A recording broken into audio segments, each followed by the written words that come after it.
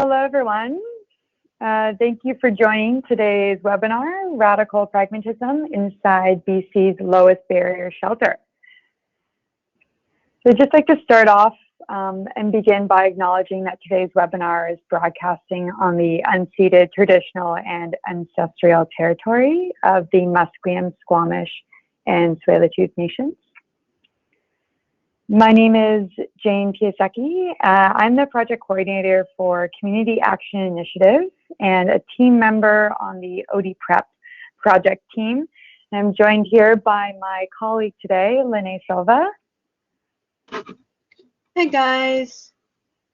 Should I do an introduction now or? Yeah, if you want to just introduce yourself, Lene, that would be great. Perfect. So my name's Lene. I've been working with CMHA for about a year now. I come with extensive lived experience in both mental health and substance use. I've been a heroin addict for the past 16 years, but I am one of those people that am kind of a shadow heroin addict. I blend in, I work, I do all these things. People tend to believe that they can identify somebody who's a substance user purely by looks or by actions or by things like that. And there's so many different people that are suffering from addiction and substance use and mental health needs that aren't being addressed because if they come out, they get penalized. So my role here is just to be the open, friendly face of heroin addiction today. So yeah, that's about it. Thanks, Lene. So we're going to be your hosts for the next 60 minutes. And to start off, I'd like to just kind of point out a few features of the GoToWebinar platform and just quickly run through the agenda. So in terms of sound, there's two options. You can either listen with your computer's audio, dial in by telephone, and if you're having any difficulties with one audio option, you can switch at any point. And if you do choose to call in, either use a landline if you have access to one, or turn off the output of your computer speakers to prevent the awful feedback noise. We will be recording today's session and posting the video online at CMHA YouTube channel as well as caibc.ca. And as well, the PowerPoint slides are available to download. Yeah, the format of this webinar will be a Q&A. And we really just kind of want to hear from you throughout the session, so feel free to drop any questions that you may have into the chat box, and we will get to as many questions as we can. So just wanted to introduce, the project a little bit before we kind of move on to the reason why we're here and our presenters. I just wanted to share a little bit about OD Prep Knowledge Exchange series. So this is actually the third installment of a 7-part webinar series called Overdose Prevention and Response Essential Practices, or OD Prep. The project is a partnership between Community Action Initiative, Public Health Association of BC, and Canadian Mental Health Association BC Division.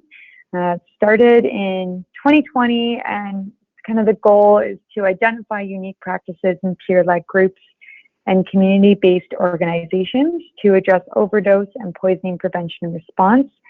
Also to kind of share these practices and unique responses and collect all this information and these findings to advance policy at a systems level. So the 7-part series has kind of covered a range of topics, including peer-led initiatives, low barrier shelters, campus drug testing, and we are really happy that you're able to join us today. So this team of hardworking individuals, they really want to change the way that we think about safe consumption from a sometimes uncomfortable medical topic to recognizing the social and the therapeutic value of drug use. They prioritize in the Newfoundland shelter a balance between community of care and staff safety, and identify the importance of individualized care because people are complex. So I'll let you turn it over to you, panelists, and let you introduce yourselves. Hi there. My name is Amy Whitmer. I am a program operations manager with PHS Community Services Society. I oversee sheltering and outreach in Vancouver. I've been working for PHS for just over 5 years, closing on 6. The time I've spent here has primarily been in our sheltering context. And it's been an incredible gift in trying to kind of ground all of the philosophy and theory and things that I thought I knew from a lot of education in real community work, and in really seeing, like was said, the complexities of humanity and systems of oppression. Yeah, thank you. Duncan Hagan, I'm the Senior Manager of Housing with the PHS Community Services Society, and I oversee sheltering and outreach services in Vancouver. So I get to work with Amy and that team. I've been working with the organization for 11 or so years in this field, and really great opportunity to be able to share with you, and thank you very much for this capacity, the kind of unique work and approach to the work that occurs at the New Fountain Shelter and more broadly, but that holds and cherishes challenging ideas of client-centered care, like authentically challenging ideas, not just the words, not just that catchy term that gets bandied about, but really deeply and meaningfully holding to that idea. And what does that mean? And how do we then activate that or reify it in the spaces that we get to operate? So thank you for this opportunity. It's a great pleasure. Amy, Duncan, we are so happy to have you here. And I guess kind of what we want to hear next from you is a little bit of the history of the shelter. And then we'd love to show this beautiful walkthrough video that you kind of gave to us to present, and then we'll get right into the discussion. So I'll turn it over to you. Brilliant. Thank you. Thank you. I think many of you may have some context of the PHS Community Services Society, or formerly the Portland Hotel. If you don't, it's an organization that was founded with really street-based work by Liz Evans and others in 1991, working in the downtown east side of Vancouver. Coming from a medical perspective, idea that Liz was seeing the same people over and over and over again at St. Paul's Psychiatric Hospital, and wondering if there's a better way of doing this. So from that 1991 inception of the work to organizing in 1993, PHS has worked to really have at its focus and its forefront those challenging individuals in our healthcare system and our social systems of support where those were not occurring. So that involved initially housing and tenanting individuals with HIV and AIDS, and then later on, perhaps some of you might know Insight, Canada's first safe injection site, that just turned 18 yesterday, which is a really kind of key birthday or anniversary if we think about the conversation we're having today. And while heralding and holding the important groundbreaking work that Insight was, also at the same time, all of us being able in this conversation to say that's 18 years ago. And surely in 2 decades, we can be working towards really more cutting edge or ahead of the curve narratives around support and overdose intervention, particularly when we think about the ideas of Insight coming into play 18 years ago, almost 20 years ago, ahead of the current performance and misunderstood idea of the overdose crises. And I really do use air quotes on that. But that we have having these new and innovative interventions today, which we're looking forward to be able to talk about, while also heralding the incredible work of Insight and any of the forms of interventions in overdose crises. Fast forward to the sheltering context in which this discussion occurs. The New Fountain Shelter itself is founded in 2009, so about 12 years old at this point. And from its inception, the approach to the work that occurred at the New Fountain Shelter was one of understanding that its mandate was going to be a collection of individuals who were barred from every other homeless shelter in its setting. So when we held that at its core, if we were going to accept all the individuals that were going to be barred from other settings, it meant really creatively thinking about how sheltering can be performed. And if individuals were being barred from sheltering environments, that we had to hold at our core that really that's never the homeless person's fault.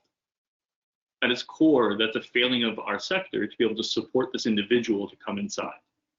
And when we hold that at the key of what we're doing here, it really creates this space for innovative thinking and innovative areas of and means of support.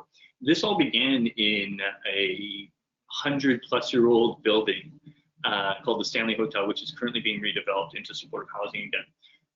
And we would have individuals come and visit that space from all over the world, from favelas in Brazil, from New Zealand, from elsewhere, trying to understand how is it we could shelter this population. And the reason I raise this is because we're currently in the first purpose-built no and low barrier homeless shelter that we moved to in late 2017, which as you'll see a video of it, it's really important. But I think the reason I raise is that we always talk, Amy and I and the team, the infrastructure, the build space is unimportant. It's great. What's important is the philosophy. And the philosophy and that approach that happened in that 100-year-old building can occur if it has to in a parkade, can occur, and if they do, in intentional homeless encampments. And in our case now, it can happen in this purpose-built homeless shelter, of which there are some images below that you're seeing and is queued up for video in a bit. Holding to the history of this work was always, it's hard. It's a challenging work. Homeless sheltering period is challenging. Then also challenging how we do homeless sheltering has become this great learning experience of focusing towards client-centered care, really focusing in on what that means. Client-centered meant that it was going to not be clinician care. And we often see those words bandying about and mislaid. One of them often being that we shape our programming and the people we serve around the wellness of the clinicians and not around the clients in the space. And so that, I think, is a good opportunity to jump into this video because we've got a lot to talk about in this opportunity. We welcome lots of questions on the conversation front of this, but I think we can ground the conversation once you've had an opportunity to see the video, what it is, the space we activate. My name is Define April, and I'm the project manager of New Friend and Shelter. Hi, I'm Amy Widmer, and I'm a program operations manager for PHS in Vancouver. I oversee all of our sheltering and outreach teams in Vancouver. We are our first point of access for people's care. We have people come through here. We can find out more information about them, figure out whether they're looking for a bed or whether they're just looking for harm reduction supplies. For folks who are unable to get a bed with us for whatever reason, this space here provides an area where they can still safely use.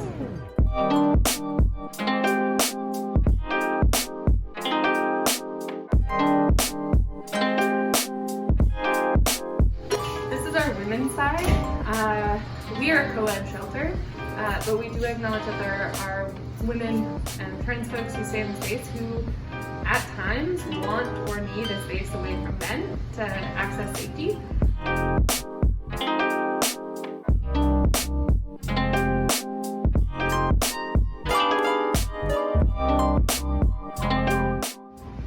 This is our main communal space within the shelter. It offers an area where people are able to do anything from sharing meals with people to watching TV, much like a bar or pub. People are able to consume their drugs of choice. Also is kind of the hub of our ideas around the therapeutic social kind of capacity of drug use.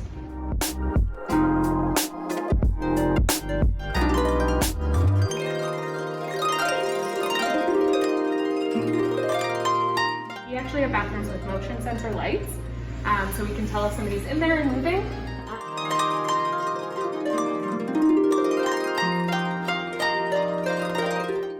One of the things that you'll notice about the space in this walkthrough is that everything's really open to allow for the growth of safety in community.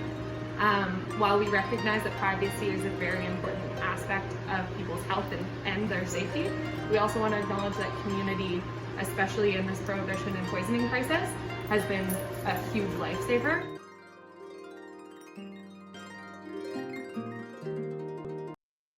So hopefully you can hear me now following that video. That video grounds some of the conversation that we're going to jump into here. And part of this idea was that you can see that in that space, in that wonderful, bright environment of care, part of the key components of care is that that space has seen thousands of overdoses that's since 2017, and previous to that, many, many more. But that space as an intervention of health and care in that environment is a celebration of human life and the capacity. It has never been a celebration necessarily of drug consumption, where it gets inaccurately framed often in the public dialogue by individuals for whom a meaningful conversation around consumption is often muted or infantile. And so I just want to touch on that, is that when we said that we were going to look at and examine what the program was failing when individuals and homeless people couldn't come inside, that is a meaningful space. That meant that really looking at if we were going to deny individuals on the premise of consumption or how they consume or where they consume, that we were going to be turning away the most vulnerable of the population, and demanded that we shift this idea for ourselves, and even how the notions on how then overdose intervention and harm reduction is performed, and moving it in Amy's team and people from this very hyperclinical space towards a space where the community and the wellness is what's keeping people alive. And really what that births, and what we talk a lot about, is that all of us, many of us on this call, will have access and knowledge of Narcan and naloxone, intranasal, intramuscular, have access potentially to oxygen or other tools in an overdose intervention. And those are wonderful tools. And I herald Health Canada, CDC, and leading doctors who challenge to get those into our environments. But they are all for naught if individuals continue to have to use in stigmatized environments. And that starts with us, with the privileged individuals, destigmatizing spaces where individuals who come in with a health condition of any form don't need to feel as though they have to hide that condition. We wouldn't turn people away for insulin injections, right? How can we possibly then turn others away? Because we're often, not the residents, those are people staying in shelters. Often it is the staff and individuals occupying shelters who are made to feel uncomfortable by consumption. And it was this opportunity to really look at that and take it apart. And in so doing, the real magic of the community and of the support within a sheltering context has been made apparent to us over the last dozen years, or if not quite, just about a dozen years. Kind of you. Yeah. All right, let's really dig into this conversation. To begin, I'm just going to kind of like give you a broad general overview of this kind of like philosophy and theory that we work with at the Newfound Shelter, and then I will be more than happy to take a ton of questions. So just to start off, like I think COVID is big on everyone's minds. During COVID, our sheltering capacity did not change. We didn't limit our numbers. We didn't like cut our capacity in any way. The only thing that really changed was the way that we used oxygen in the space in responding to overdoses. And that being said, the way that it changed was that we built a gurney so we could take people outside so that we could continue to use the tools that we had in order to respond appropriately to overdoses. And I will kind of touch on more of that later, but I just wanted to really clarify that even in this pandemic health crisis, the main focus of our work, the main crisis that we're dealing with, the main thing that is killing the people we care about and the people we serve is still the overdose crisis. So we didn't change what we do because of COVID, because of the pandemic. Yeah. In that space of dealing health crises, we were in a position to have to make a decision between what were going to be the most threatening and the most dire health consequences. And we're sad to say that for the population we serve on a regular basis, if Amy and the team serve on a regular basis, COVID is nowhere near the most pressing health concern. We're in a space, overdose interventions and ODs are killing people day in, day out. We're in a province in British Columbia where overdoses have become superseded car accidents for deaths of young people. And part of this discussion, this opportunity to talk about this, is really, I think, sector-wide, we all have to be working diligently at a destigmatized environments where people can use openly. Mm-hmm. Because if we see the activation of resources for COVID intervention, should that be applied to a 5-6-year-old overdose crisis, inaccurately named as it might be, we may see interventions that are different. Duncan, we just have a question. Our first question kind of from the audience is on the social using point, I guess. Are people wishing to continue to use or get clean? What's the general consensus there? So this is one of the questions that we get a lot, or I think that comes up a lot in any conversation around consumption sites in general. And my answer to that is that using that's not our goal. That's not a question that we ask people when they're coming into this space. I think that every single individual who's staying in the shelter understands that their drug use is a barrier for them to be able to access safety, security, and comfort. They all understand that. And so in saying so, I'm sure that everyone has had the times of thinking that they would love to detox, they would love to go to treatment, they would love to do those things.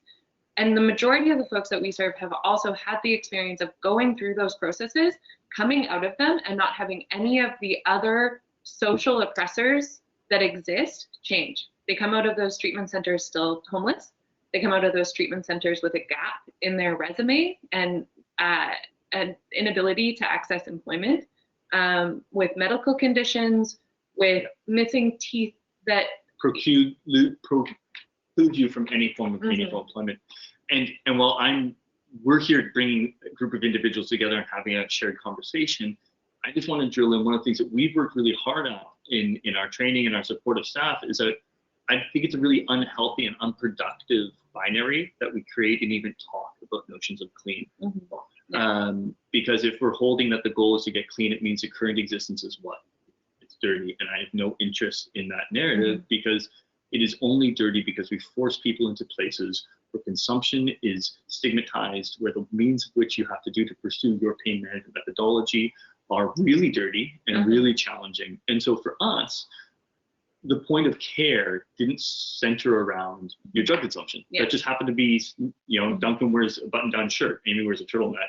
Your drug consumption carries the same amount of onus for us, because really the client-centered care is wrapped around who you are and what are your identified needs. And the other thing about this is that I'm probably never going to be asked to stop using my drug of choice.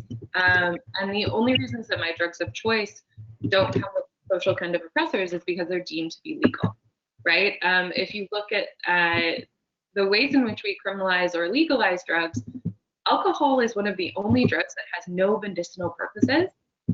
No medicinal purposes. Unless you are part of a really radical and very rare managed alcohol program, there's never going to be any sort of like medicinal kind of thing for alcohol. And yet it's a legal drug. All of the other drugs have some sort of legal analog, or they themselves are legal as long as a doctor is prescribing them. And so people's access to those legal or medicinal drugs are guided purely by a doctor who is making a subjective choice about somebody else's access to that substance. And the majority of folks that we serve, I would say, shouldn't have to stop using drugs. They should be able to access them in a safe way, and they should be able to use them in a safe way. And if they were given that dignity, if they were given that kind of destigmatization, we wouldn't see as many of the social kind of ramifications or marginalizations that we see with drug use. There is thanks. Go ahead. One of the things that we kind of really consider a lot is this idea that we don't have a overdose crisis, we have a prohibition crisis. And we really invested in medical journals and reading as much as I can, but there is a surge of prescription opioid deaths across Canada. That's not what it has been a scourge of illicit drugs that have an unknowable amount in each and every consumption of those. I think it's really important from our perspective, just from that raw health support perspective, that we talk about these things, and us in the sector really need to name them. Is that this has been a prohibition crisis. The doctors and the lawyers and the chartered accountants and the nurses and the teachers who are prescribed opioid pain management for perfectly reasonable pain aren't dying. We're not reading about it in the Globe and Mail, the National Post, BBC on the evening. We're really hearing about, when we do hear about it, are individuals who are forced to pursue the methodology we prescribe from the illicit trade or illicit market. And so, but I think that question, it really does set up kind of like what we're going into really well, because even those questions as far as like, are we working towards people not using drugs? Like, is that the goal? are the things that add to a stigmatization of drug use. Not intentionally. I think that none of us is, intentionally are involved in those conversations to stigmatize people who use drugs. We're asking them because at this current moment, we understand that that is access in many ways to society, is to stop using drugs. Or at least we understand that before we see all these other barriers that come up. But so our shelter space and the way that we engage with people who use drugs, who come in and who are accessing our space, is one where you can use openly. You can use whatever you want, however you want, wherever you want in our shelter. And it's not a thing that you have to check in with staff who are going to write down what you're using and where you're going to, and they're going to come and check on you every 2 minutes to make sure you're fine. Because we recognize that before safe injection sites existed, before low barrier shelters existed, before any of these services existed, the community was caring for each other. The community was caring for themselves. And they understand how to do that better than I ever could. Yeah, we've acutely not supported them, as proven by the fact that thousands of people are dying. Yeah. And part of the sector-wide problem, I think, from where we're trying to make some moves, is that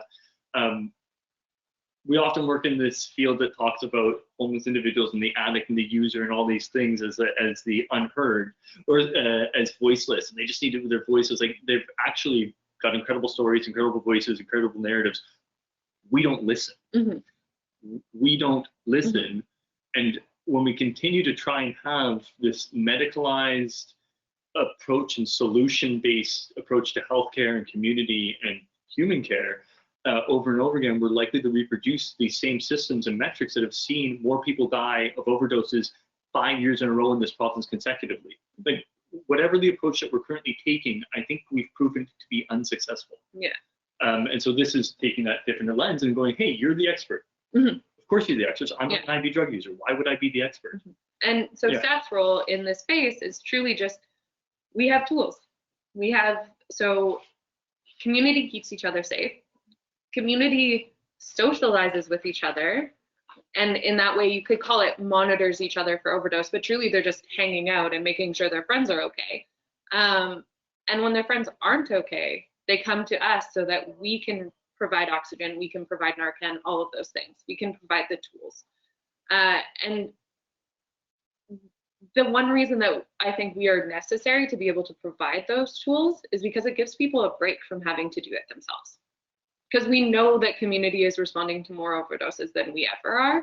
And so to have a space where they aren't forced to still be doing that, where they can rely on staff to do it, I think that that's a way of providing some respite and some comfort from this crisis that we're going through. And, right. Mm-hmm. Is there another question? Or can we keep going? Question, okay. You're actually talking on what I wanted to speak about, actually, is that kind of using openly in your shelter is something that is not frequently done. There's so much fear, I find, around shelters, being afraid that, oh my God, you're going to find needles everywhere, you're going to find all these, it's always this negative approach. But from what you guys have told us is it's not only been incredibly successful in taking some of the burden off the staff, allowing people who are using substances together to have some more camaraderie, to lift each other up, to do stuff like that. How did you guys come to kind of recognize that social aspect of drug use? And how do you think that other organizations that are providing sheltering services could better implement it into their systems? I think actually we all want to do this. A great question, and thank you for helping to do this. I think as caring and empathetic organizations, all of us, we've chosen to be in homeless sheltering for the most part, right? We're coming to this to support and care for individuals. We don't turn individuals away for Crohn's disease. We generally don't turn individuals away for other health concerns, or for the person who, is incontinent due to any number of reasons. We don't turn these individuals away. And then when we land at this reproduction of this idea around drug consumption, this becomes the parting of the seas. This is where we're being non-supportive to the individual. And I guess for me, how we do this is this doesn't add work. If anything, this diminishes work, it diminishes stress. Like this is, you're looking at two individuals that come from, have been to the schools and education, these types of things. This is a community-based driven support that actually diminishes staff stress. In my experience of staff stress, the most stressful encounters I've had and staff have had is when people have to use in secret, when people have to use in a bathroom, when people have to use hidden away somewhere, and then when we're intervening, then when we are coming to this space, when we are doing that, we're often dealing with people who, if you are able to reverse the overdose, have very severe health consequences, and then sometimes you're not able to. And that's tremendously stressful. What I find to be taking this apart is this understanding that as a performance of homelessness, some coping mechanisms, including ones that I would likely pick if I were sleeping on the street tonight, would include the consumption of illicit substances as a pain management methodology. Fundamentally, I would drink until I passed out if I was homeless tonight, 100%. And that is a perfectly normal performance of a collection of super abnormal circumstances that humans are put into.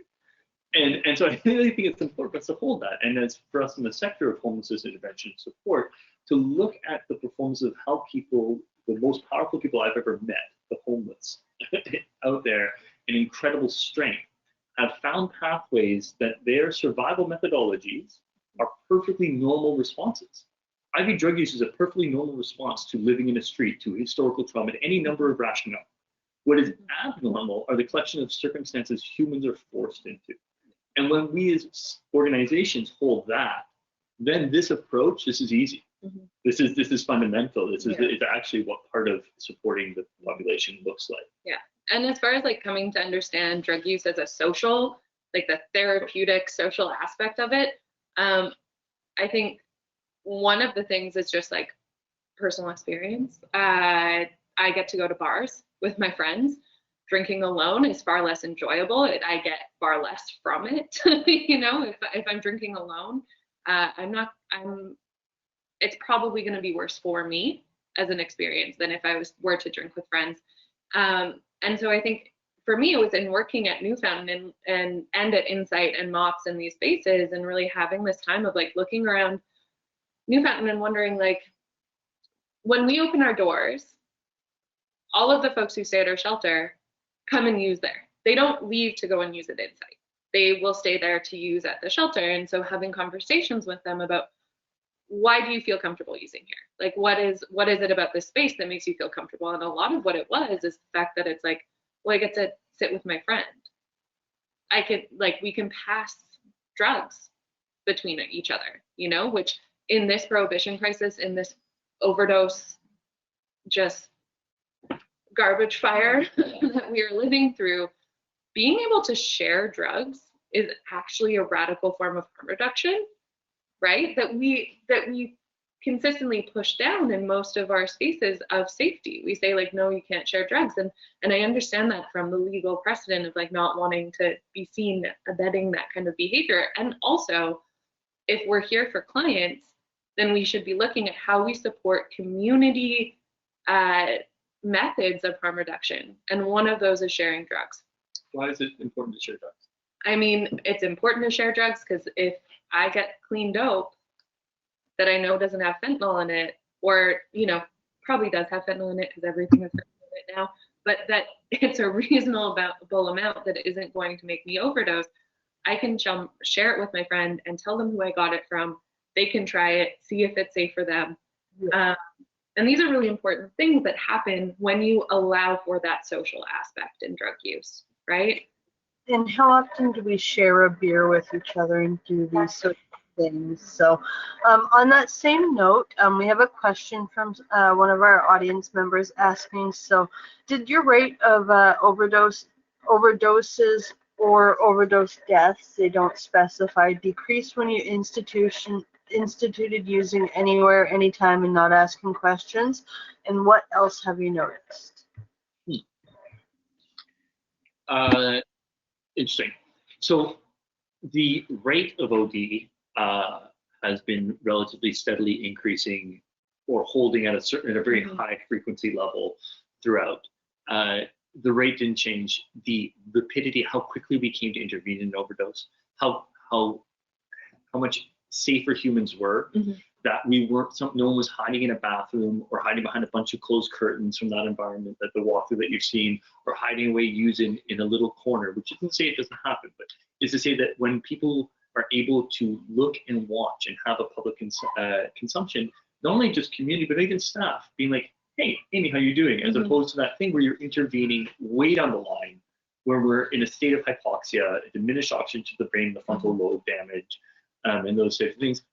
The differential in the rate of overdose didn't really shift. What shifted, it was our capacity to keep people safer, and to have much better health outcomes for the individuals that we're all here to save.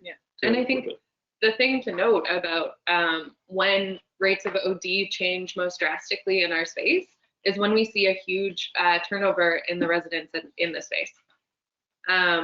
So community greatly shifts, then we see more overdoses, and a lot of times that's because we get a lot of people who haven't stayed at Newfoundland before, or at the Osborne or other shelter that we run, and they're not used to being able to use openly.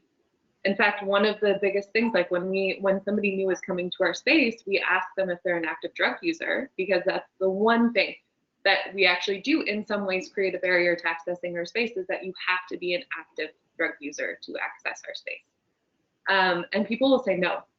People will be like, oh no, of course not. And then the follow-up thing is to say, well, then I'm sorry, we actually can't have you stay in our shelter. We will definitely help refer you to other spaces. And then it's like, like you can see this like small shift and change in them. And I think I had actually one of the most meaningful moments of this working at the Osborne with a couple of new residents who had stayed at many other shelters. And he had expressed the fact that, you know, one of the shelters, he got kicked out because they found wrappings from paraphernalia. And so he came to the Osborne and he was like, this is crazy. And we talked about it a little bit, and my thoughts around the fact that, oh, you shouldn't have to hide this. Like, I get to drink beer openly. Like, why can't you use openly? This is your drug of choice. And he came to the office later to get supplies from us. And he said, that's the first time I've ever actually asked someone for supplies and not felt ashamed. And I started crying, obviously, because I can't imagine living in a place where I'm constantly being made to feel so ashamed about something. And this stigma is precisely what is continuing to have individuals like using alone and dying alone. So if we're going to be grown up, if we're going to take radical pragmatism, what is a pragmatic intervention? The lead and most important intervention I believe that we can have is the privileged collection of individuals who are the arbiters of major funds, right? Not enough, but major funds. But then we are leaders that participate in the conversation of destigmatization, that we would not turn people away for other health concerns, and ergo, we are not going to turn people away for this notion of consumption, particularly when people consume as a perfectly rational and normal response to, quite frankly, hardships and miseries that they're forced to endure.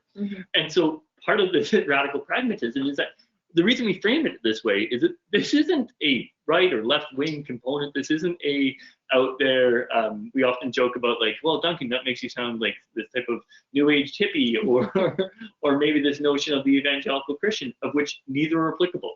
This is a raw response looking at decades, almost 30 years as an organization, and over a decade, a dozen years of working in the sheltering context, and finding something that worked to keep people safer. And part of it was a true, authentic, meaningful conversation around meeting people where they're at. And then when we hold words, and we're going to use words in our sector, like client-driven care, then that authentically means that we meet clients, regardless of their performance of it, at a space. Because if we're not, and we're excluding individuals around consumption, we're perpetuating violence, we're perpetuating structures that have people dying alone. And on top of which, when we're perpetuating that violent cycles, we're creating clinician-centered care. And that's something I think we all have to have a talk about. Like, we all have to discuss how, like, well, Duncan doesn't get yelled at when we understand that, I don't know, being kicked out of 3 convenience stores, the mall, Tim Hortons, and the library, by the time you get to the homeless shelter, I might be slightly irritable, right? And then we have this conversation, particularly with the leading health consequence today. Duncan, I'm just going to jump in here. We're kind of going to rapid fire some questions because we have a lot of questions from the audience. And the next question I want to ask you, super short, what's the relationship like with Newfoundland Shelter and the local police? It fluctuates. Yeah. It really fluctuates. I mean, I think that we understand right now, especially in this current kind of context, that we don't have alternatives to policing built in community.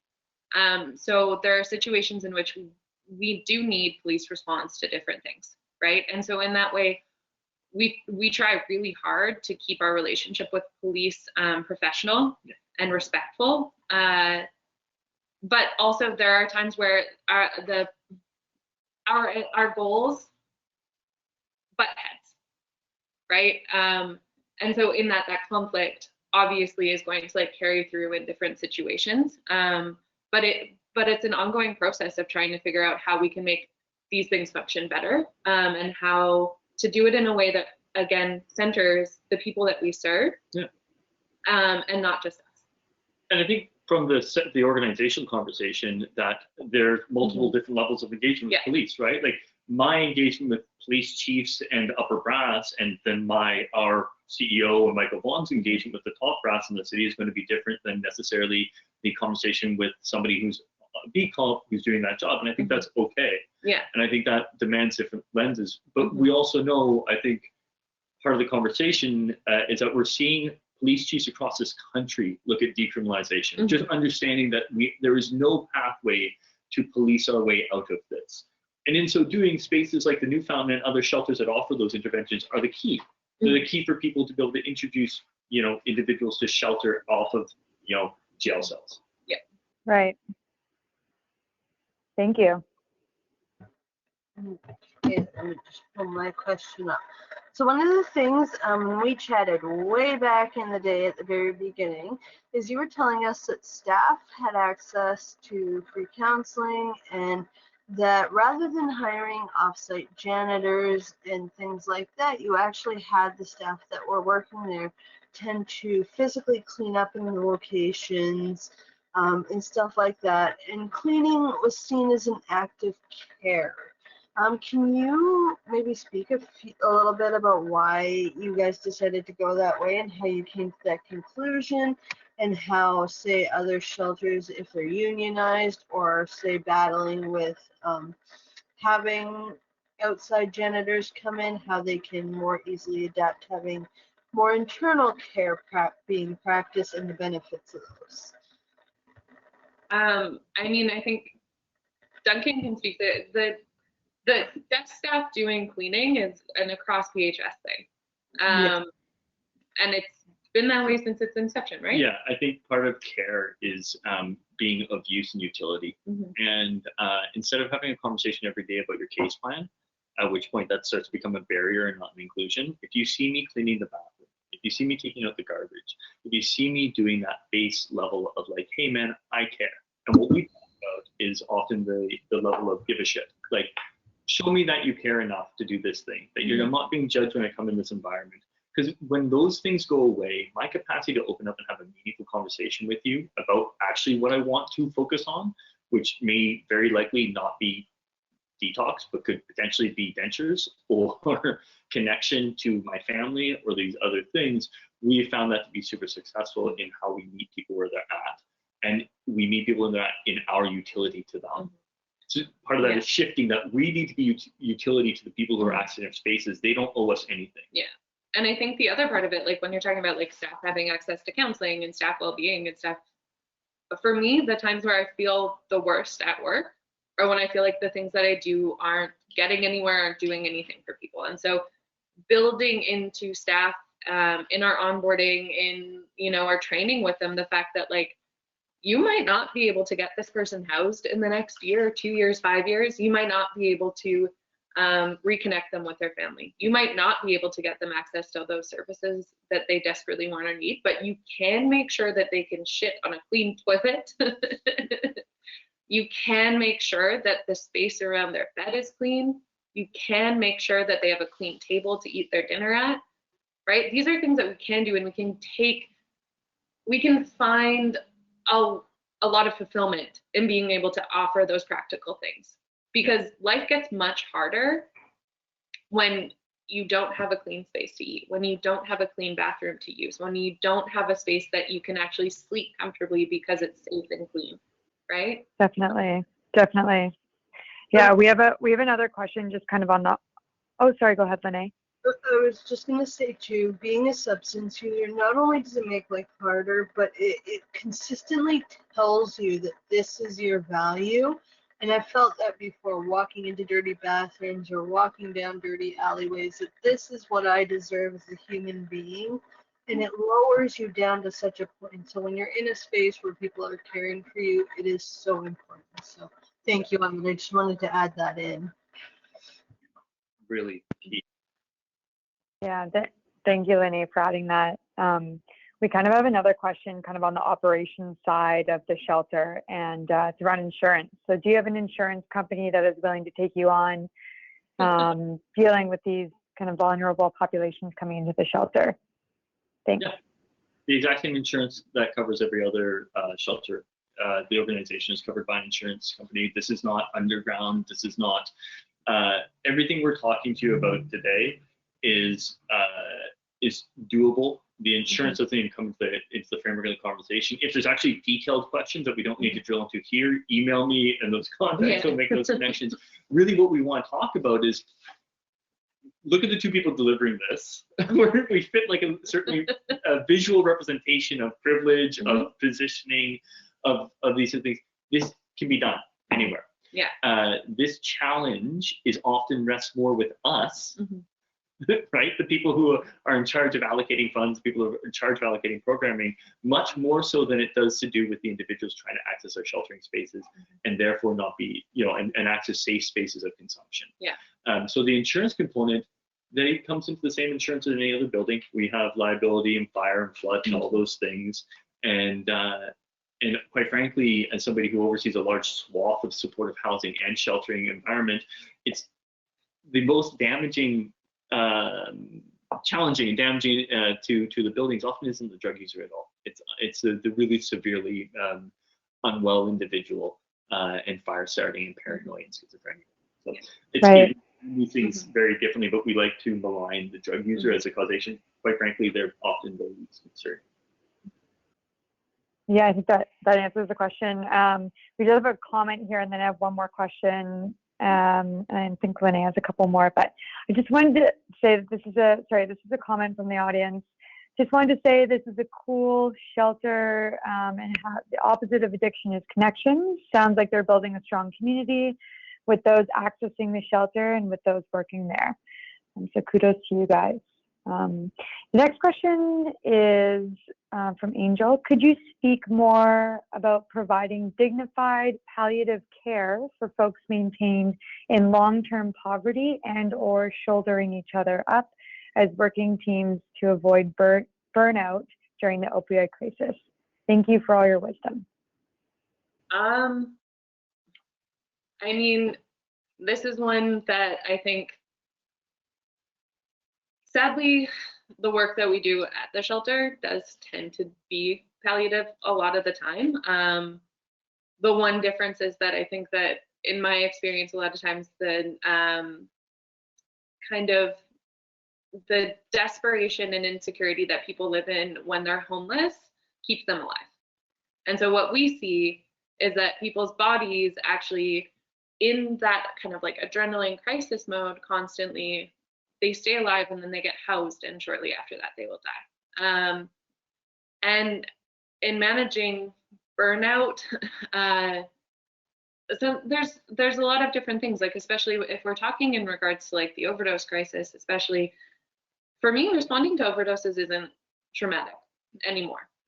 It's one of the few things that we actually have. We have all of the tools, we know all of the steps, and the response likely will be positive. It's one of the few things I can do for someone that I know I can follow through on and get a positive result. The things that are traumatic and the things that I think our staff struggle with the most are more to do with the inhumanity that our folks get treated with, the lack of dignity that people face, the fact that, you know, we have to kick people out in the morning into the cold rain knowing they have nowhere to go, and that if they try and go indoors anywhere, they're going to be kicked out purely because they're visibly homeless and or visibly a drug user. Those are the things that burn people out. And I think that the way, at least for me personally, in working in the shelter for so long, that I kind of found ways to cope with it was through community. It was through having a strong network of friends who also did the work, and more so, it was through connecting with residents. I mean, building. I think that something that also gets misconstrued is that, like, in the work that we do, that we as the care providers are always the ones providing care and never receiving. And I think in my experience, I have received just as much, if not more, care from the residents that I have served, because I'm able to meet them where they're at also. It opens it up for a reciprocal kind of caring relationship. I've received just as much care and building up from them as I hope I have given to them. I'm just going to piggyback that quickly. And I think for all of us, it is the brutalism of watching individuals die in a first world country, in shelter or on the street, or if you're lucky enough for the last couple months of your life to be indoors at your own home, whatever that might look like.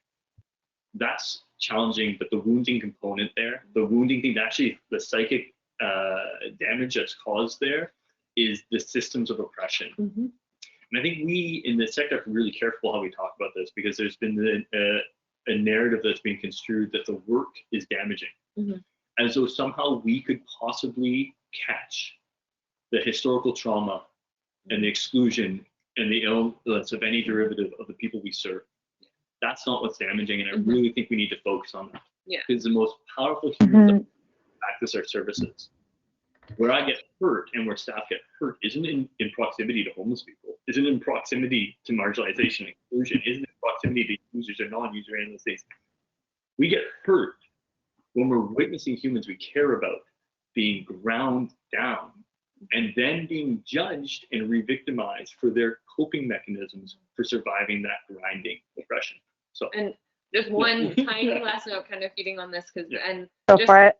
For everyone, Vicki Reynolds speaks about this a lot when she does her talks about burnout and stuff. So I would definitely go and listen to her workshops.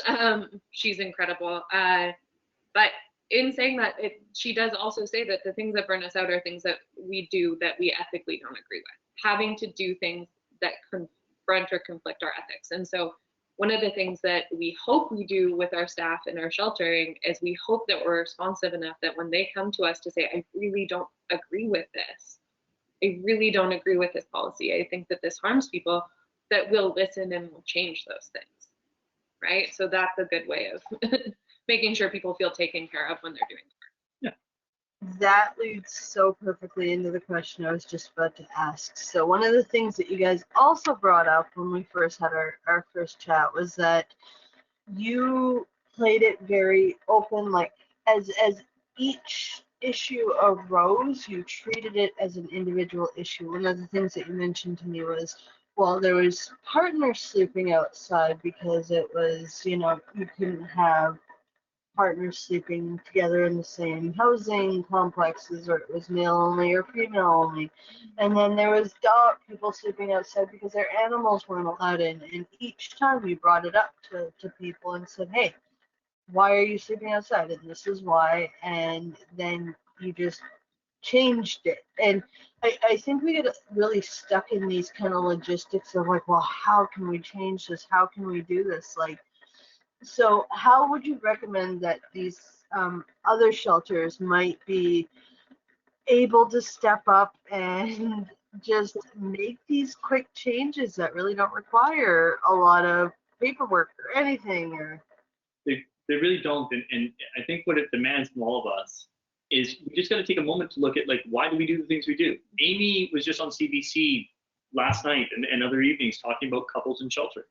That we actually dehumanize homeless people to a degree that we actually say that couples couldn't possibly come inside together, but then ask ourselves why, right? I mean, one of the big things from us is a recalibration from the privileged position as people who who program spaces, who seek budgets and the application of those budgets and the staffing of projects, it demands that we articulate why it is we are doing anything, and just the way doing the same thing that you'd be doing over and over again is unacceptable. Like that is not, and we spend a lot of time not heralding each other, you know, patting each other on the back and what we've done well. We look diligently daily at what we're failing. Yeah. And I think the biggest thing, like my biggest piece of advice, not to quote Nike, but is just do it. Like, you know, it truly, if you open yourself up to trying new things, it becomes a lot easier to continue to change your policies or to continue to change your practices and how you respond to situations. Your staff become more flexible and responsive. And the biggest part is that you actually get a lot more buy-in from your staff, from the people who are staying in your shelter, from everyone involved, because you're opening the conversation up to them. You're including them in those processes. They get to be a part of the decision making. So yeah, that's the end of my. Yeah, I think it's a perfectly doable scenario, and in fact, public relations improve when you do true low barrier harm reduction. I'd love to spend an hour talking about that, I can't, but they do not get worse, they get better. I really fundamentally, as somebody who's in front of CACs, community advisory committees, someone's in front of policy, in front of the public, they actually improve when we bring people indoors, not when we force them out. Yeah. Amy, Duncan, I feel like we're just warming up here. I just want to thank you so much for answering these questions, and I kind of actually wanted to segue and direct you to this OD prep learning community, and hopefully that you'll be able to answer kind of any more questions on this platform. Through this project, we had so many individuals and groups doing incredible work, and we wanted to kind of continue sharing a lot of resources and just kind of making those connections. So we created this social media platform, and you know, past presenters are already continuing to engage and share and connect and learn from each other, and ultimately amplify the voices and push for provincial responses and policy changes. So thank you so much for being here with us today and answering all these questions, and yeah, really just running with you know, answering everything that we could possibly want. A joy, thank you for having us, really, and we will participate in that, absolutely. Wonderful. Yeah, so the next webinar we're going to be hosting the next couple of weeks. It's going to be hosting a panel including members from the Coalition of Peers Dismantling the Drug War and Engaged Communities Canada Society, discussing adaptive community-led responses in overdose crisis, and the challenges working with the nonprofit sector and how systems can better support and sustain these efforts. So again, thank you so much, and thank you for participating and attending, and just have a lovely Wednesday evening and the rest of your week. Thank you so much. Thank you.